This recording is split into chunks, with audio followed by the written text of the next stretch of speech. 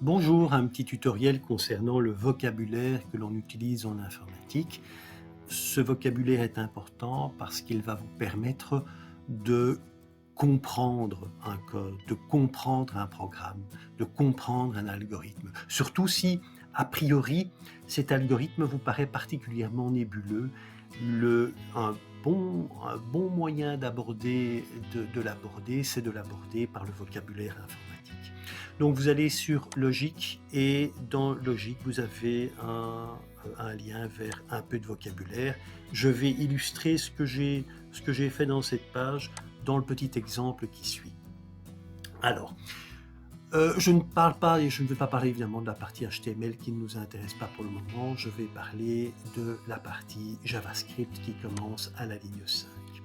Lorsque vous lisez un code que vous ne comprenez pas, je le répète, on va se rattacher au vocabulaire. Alors la première chose, à la ligne 6, qu'est-ce qu'on voit ici? On voit qu'elle se termine par un point-virgule. Le point-virgule indique que vous terminez une instruction.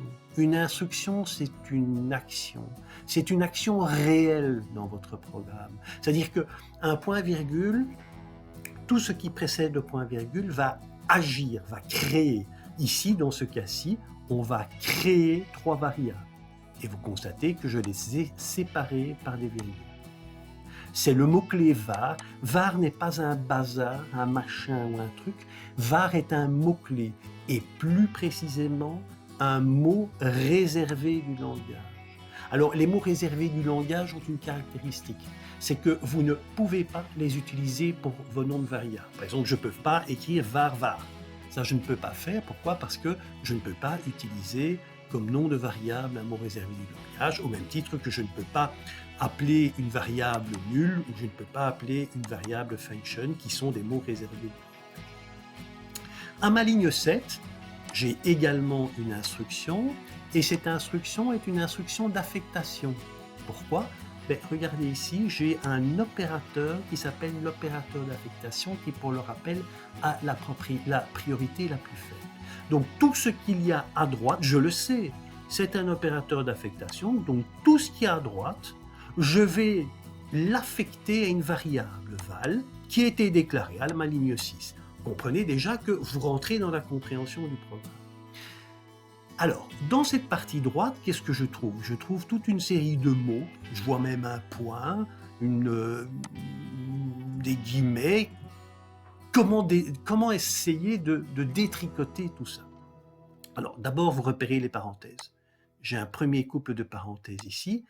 Qui dit parenthèse dit soit méthode et fonction, c'est des synonymes, soit méthode ou fonction, soit structure de contrôle. Alors, dans ce cas-ci, j'ai un paramètre, c'est-à-dire le paramètre entre les parenthèses d'une méthode. Le ou les paramètres, c'est ce que vous allez donner à votre méthode pour qu'elle puisse fonctionner. Effectivement, une méthode est un sous-programme qui va s'exécuter. Mais pour qu'il puisse s'exécuter, vous devez lui donner à manger, entre guillemets. Donc vous devez lui donner de l'information. Et bien dans ce cas-ci, je passe un paramètre, et ce paramètre a un aspect un peu bizarre. C'est que vous avez effectivement ici une méthode, et cette méthode a comme paramètre une chaîne de caractères. Pourquoi? Parce que j'ai ici une chaîne de caractères qui est entourée de guillemets. Donc ceci, valeur, est un type string. C'est une chaîne de caractères. Et cette méthode prompt a quelque chose de très particulier. C'est qu'elle est appliquée sur le point, veut dire appliquée sur. Appliquée sur quoi? Sur un objet. Et cet objet, c'est Windows. On va voir un autre cas un peu plus bas, à la ligne 28, où on a la méthode write, appliquée sur un autre objet qui est l'objet document. D'accord? Donc, voici à ma ligne 7 une instruction qui est une instruction d'affectation.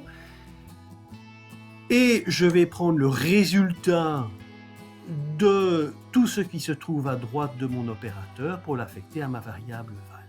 D'accord? Et donc j'ai deux méthodes ici. J'ai la méthode parseInt, et dans ma méthode parseInt, je vais trouver comme argument une autre méthode qui est ma méthode prompt, qui accepte comme paramètre la chaîne de caractères valeurs, et cette méthode prompt est appliquée sur l'objet 8.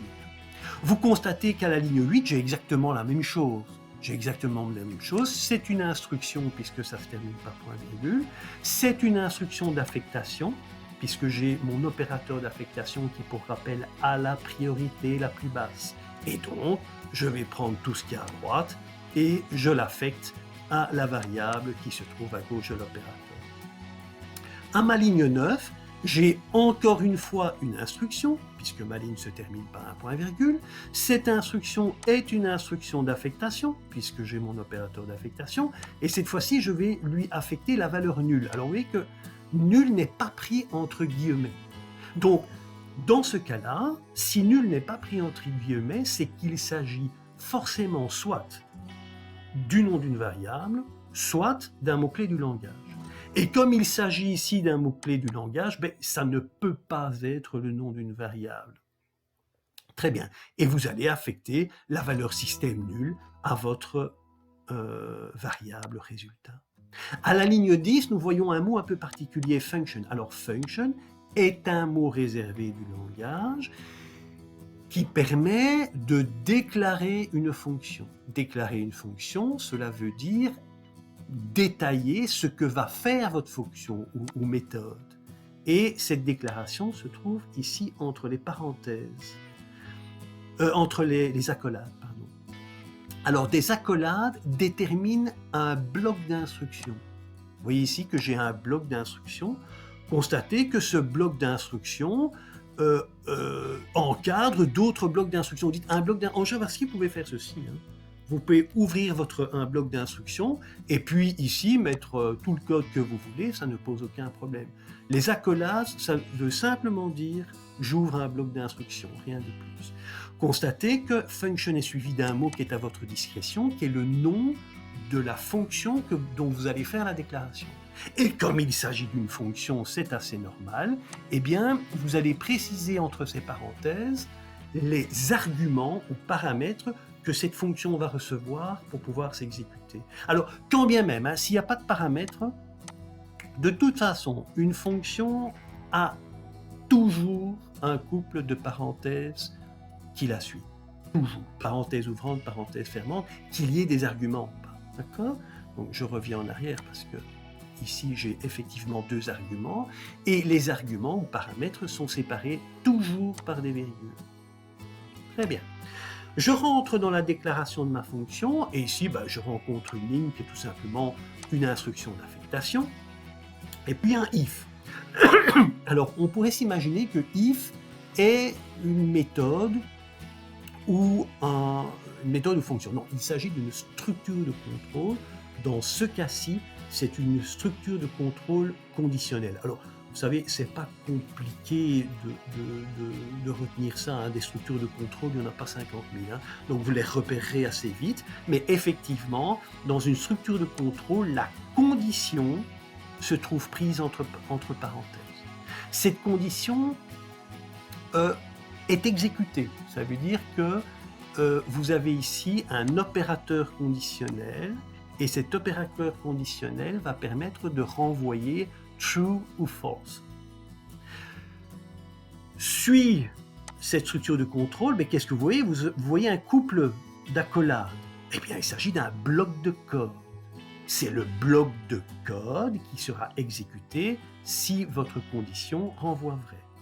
Et à l'intérieur de ce bloc de code, je vois un autre mot-clé qui fait penser également à une méthode, puisque derrière, j'ai des parenthèses. Alors ici, vous pouvez très facilement vous convaincre qu'il ne s'agit pas d'une méthode. Pourquoi ? Parce que ce qui seraient les arguments sont séparés par des points-virgules. Or, vous savez que les arguments d'une fonction sont séparés par des virgules. Donc, déjà, le for ne peut pas être une méthode ou une fonction. Donc, c'est une structure de contrôle. Et comme je vous le dis, des structures de contrôle, il n'y en a pas 50 000, donc c'est facile de les reconnaître et de les retenir. Alors ici, vous avez une première instruction, qui est une instruction d'affectation, une deuxième instruction, qui est une instruction de comparaison, une troisième instruction, qui est une instruction d'incrémentation. Si je prends le cas de la deuxième instruction, vous voyez une erreur ici, c'est mat.apps.exp. Apps est forcément une méthode. Cette méthode accepte comme argument exp, et cette méthode abs est appliquée sur l'objet math.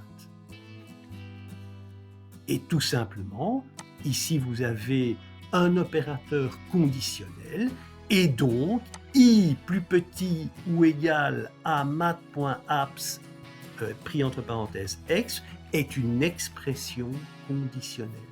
Ici vous avez une expression d'affectation. Et si je prends avec mon point-virgule, je peux même dire une instruction d'affectation. Dans ce cas-ci, normalement, il devrait y avoir point-virgule ici, hein, mais bon, la syntaxe du langage veut qu'il n'y en a pas. Vous avez également une instruction d'affectation grâce à qui est un opérateur unaire. Un opérateur unaire agit sur une opérande. L'opérande, c'est i. D'accord ? L'opérande, c'est i. Si vous faites, par exemple, je ne sais pas moi, i plus j, donc la variable i plus la variable j, à ce moment-là, le plus est l'opérateur d'addition qui agit sur deux opérandes, i et j. D'accord ? Alors, à la ligne 14, bien, ici, vous avez avec l'opérateur de multiplication, agit sur deux opérandes, le contenu de res et le contenu de val, et l'ensemble, cette expression arithmétique sera affectée à la variable res. Et si je parle de l'ensemble, si je parle de toute ma ligne, comme ça, eh bien j'ai simplement une instruction d'affectation. D'accord ? Très bien, continuons. Mais pour le reste, on est quasi dans la même chose. Je l'ai déjà exprimé. Hein. Vous avez un if avec ici une condition qui va renvoyer true ou false. À partir du moment où cette condition renverra true, je vais me retrouver à la ligne 18 et je vais retrouver un mot-clé qui s'appelle return. Et ce mot-clé va évidemment retourner une valeur qui se trouve ici derrière le mot-clé return. Constatez ici l'opérateur plus. On pourrait imaginer qu'il s'agit de l'opérateur d'addition. En aucun cas, il s'agit ici de l'opérateur de concaténation. Pourquoi ? Parce que vous avez une chaîne de caractères que j'additionne entre guillemets avec le contenu d'une variable, et bien dans ce cas-là, le plus n'est pas l'opérateur d'addition, mais l'opérateur de concaténation. Concaténer, c'est mettre l'un à côté de l'autre, comme vous le savez. Ok ? Bon, ben, je dirais que jusqu'à la ligne 26, on a tout expliqué. À la ligne 27, vous voyez que j'ai ici puissance. Alors, c'est vrai aussi pour apps, hein, notez bien, c'est vrai pour apps, c'est vrai pour prompt, mais j'en parle ici. Puissance, vous voyez un mot là qui est un peu particulier, c'est tout simplement évidemment le nom d'une méthode. Pourquoi ? Mais parce que puissance est suivie de parenthèses, donc puissance est forcément une méthode. Je passe à cette méthode les arguments val et exp, il s'agit de l'appel d'une fonction.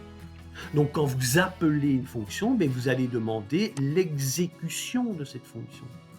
Et donc vous allez rechercher quoi ? Vous allez rechercher la déclaration de la fonction, et c'est au moment où on fait l'appel de la fonction, c'est l'ensemble du code de la fonction qui va être exécutée.